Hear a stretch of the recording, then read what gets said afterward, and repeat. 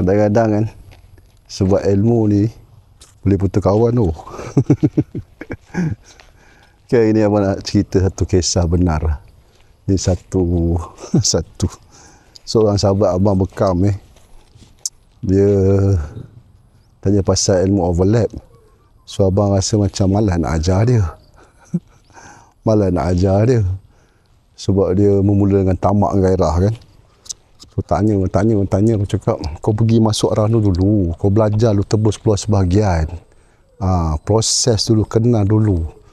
Lepas tu tak apalah, dia kata kau ikut ilmu, kau tak nak ajar aku walaupun kita dah kawan lama.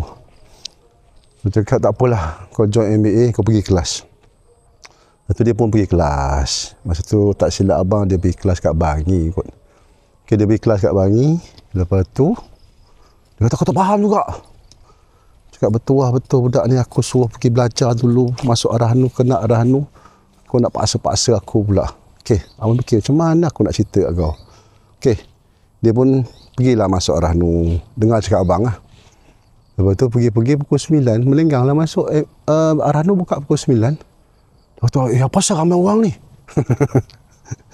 Tanya dah pukul 2 pagi, 3 pagi, lepas subuh dah beratur. Itulah aku cakap, kalau kau nak aku ajar ilmu tu, kau sanggup tak menghadap arah nu pagi-pagi? Kau sanggup? Kalau kau sanggup, aku ajar. Okey.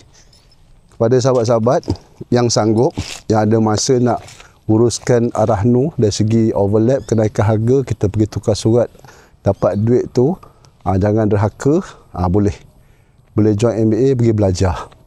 Okey, insyaAllah like, komen dan share. Yakinlah dalam sunnah pasti ada kejayaan. Yes.